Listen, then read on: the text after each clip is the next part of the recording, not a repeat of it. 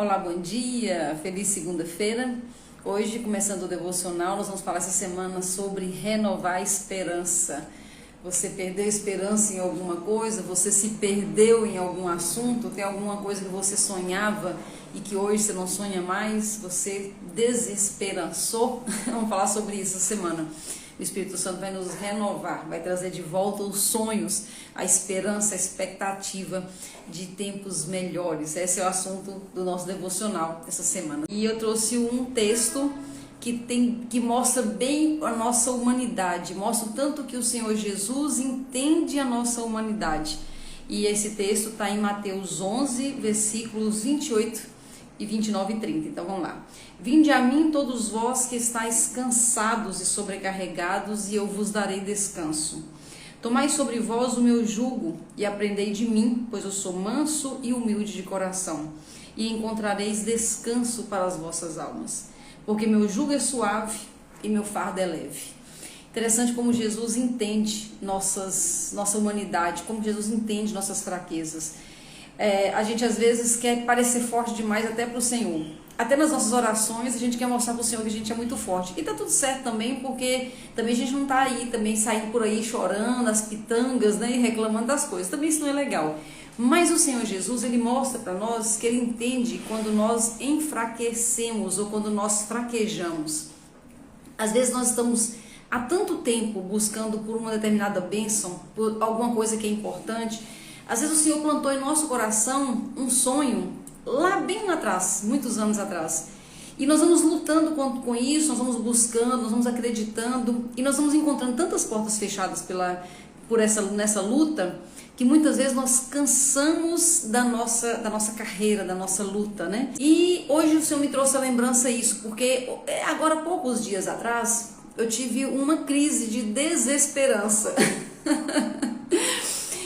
O Senhor me deu uma visão há muitos anos atrás. Inclusive essa visão foi confirmada por Ana Lúcia, que está aqui agora ao vivo conosco. Então o Senhor me deu uma visão há muitos anos atrás. Eu tive várias confirmações. Uma das pessoas que me confirmou foi a Ana Lúcia, que está aí ao vivo agora. E então o Senhor me mostrou uma coisa muito grande, uma coisa muito bacana. Eu venho buscando isso há muitos anos. E outro dia, sabe quando dá aquela fraqueza, quando dá aquele cansaço, você fala, acho que isso não é pra mim, acho que não é isso, acho que ou eu me enganei ou o Senhor se enganou, alguém se enganou nessa confusão aqui. E eu cheguei num ponto, né, de tanta desesperança nesse dia específico, por algum acontecimento específico, né, que eu sentei e chorei. Eu chorei igual criança, eu dormi chorando. Aí há parênteses, né, eu sou bastante oral, quem viu minhas lives semana passada e tem visto, eu sou bastante oral, então oral chora mesmo, né. Então eu sentei e chorei, mas eu chorei tanto que eu chorei de soluçar, eu dormi chorando e acordei chorando. Minha alma estava assim, machucada, estava cansada mesmo, né? E aí eu me senti culpada, olha essa coisa interessante, eu me senti culpada por ter ficado assim. E eu me senti culpada por duvidar que Deus estava nisso, que Deus tinha um plano grande para mim, que Deus ia cumprir o que Ele prometeu, eu me senti culpada. E o Senhor, Ele é tão lindo que Ele me levou numa passagem, que é aquela passagem onde Davi, ele é tão perseguido, ele foi ungido rei por Samuel, ele foi tão perseguido por Saul, que inclusive era seu sogro já, era um amigo, era da família inclusive, e ele foi tão perseguido pelo Saul, e ele passou a viver como um bandido, no meio de bandido, escondido para não morrer. E chegou um ponto que eles foram para um trabalho, todos os homens daquele que andavam com ele, e quando eles voltaram para a aldeia, para o lugar deles, tinham saqueado toda a aldeia, levou tudo que eles tinham, inclusive as esposas e os filhos. E Davi sentou e chorou. A palavra de Deus diz que Davi sentou, que chorou com os homens, chorou tanto que ele perdeu as forças, ele dormiu chorando. Coisa linda Deus me lembrar dessa passagem. E aí eu lembrei que sim, eu sou bastante humana e que sim, a gente cansa. E por isso eu quero trazer essa lembrança para nós essa semana. Quando nós temos um sonho no nosso coração, nós podemos testar isso diante de Deus, mas normalmente as coisas grandes que estão no nosso coração, os nossos desejos maiores, eles vêm de Deus e é para glorificar a Deus. Mas às vezes demora que tanto que pode demorar, né? Demora de que tempo? Demora no nosso tempo, porque existem dois tempos diferentes, às vezes nós sabemos, mas nós esquecemos isso. Então existe o Kairos, que é o tempo de Deus, que é o tempo perfeito de Deus. Deus não fica contando horas, mas nós vivemos na contagem das horas, dos dias. Então nós vivemos no Cronos. O Cronos traz para nós uma pressão muito grande, porque nós dizemos assim, mas tem tanto tempo que o Senhor me falou isso, o Senhor me prometeu isso há tanto tempo, ou tem tantos anos que eu luto por isso. E aí eu trouxe aqui duas histórias, né, para nossa lembrança aqui, de pessoas que, além de Davi, que eu já trouxe aqui, mas duas pessoas que esperaram muito tempo, mas tinham o tempo certo para a honra e glória do Senhor Jesus. Um caso, foram 38 anos, gente, 38 anos é ano demais, né? Imagina você esperar por alguma coisa 38 anos. E foi aquela história do tanque de Betesda, que dizia a tradição que vinha um anjo de Deus e movimentava as águas no tanque, e quem entrasse primeiro no tanque tinha uma cura. E esse homem estava ali muito doente, já jogado ali no chão há 38 anos. E Jesus chegou nele. Então Jesus chega no momento certo, é o tempo, é o Kairos, é o tempo de Deus. Então ele chega. Eu quero deixar para vocês algumas dicas no final do que fazer para não atrapalhar o trabalho de Deus em relação a isso, ao tempo. É isso mesmo, minha amiga, esperando também, é isso. Todos nós devemos estar esperando alguma coisa. Se nós não estivermos esperando nada, nós temos que rever se nós já não caímos no comodismo de não esperar nada. Então qual é o sonho que Deus colocou dentro de você, que você até já guardou, você nem lembra dele mais? Então todos nós deveríamos estar esperando alguma coisa, na esperança de dias melhores, em qualquer área da vida. Então aquele homem, ele ficava 38 anos esperando, tentando entrar para receber a cura dele. Jesus chega e pergunta se ele quer ser curado. Olha só que louco, o homem está 38 anos jogado no chão esperando a cura. E aí o Senhor pergunta, né? Jesus pergunta, você quer ser curado? E ele fala, não tem chance nenhuma não. Eu tô tão ruim aqui, tão ruim, isso aqui parafraseando, né, colocando minhas frases aqui. Eu tô tão ruim aqui que quando a água se movimenta, ou seja, quando o anjo de Deus desce, a água se movimenta, já chegou alguém na minha frente, não tem chance mais não. E ali estava a cura dele. E aí Jesus mandou ele levantar e ele estava curado. Uma outra situação foi a mulher do fluxo de sangue. 12 anos sofrendo com fluxo de sangue. A palavra de Deus diz que ela tinha gasto tudo e não tinha resolvido a situação dela. Será que nós ficaríamos firmes na nossa fé, na nossa esperança, esperando 12 anos por uma mesma coisa, ou esperando 38 anos pela mesma coisa? Será que nós teríamos esperança ainda? Ou será que nós já perdemos há muito tempo? Então a palavra de Deus hoje, o que Deus colocou muito forte no meu coração, que Ele quer renovar em mim e quer renovar em você a esperança, trazer de volta aquela vontade, aquela saudade de coisas que nós nem vivemos, né? A palavra de Deus fala isso, saudade de coisas que eu nem vivi. Então quem espera por um casamento, ou pela renovação do casamento, espera talvez por algo que nunca viveu, ou então às vezes só sonhou, ou às vezes viveu no início do casamento e se perdeu.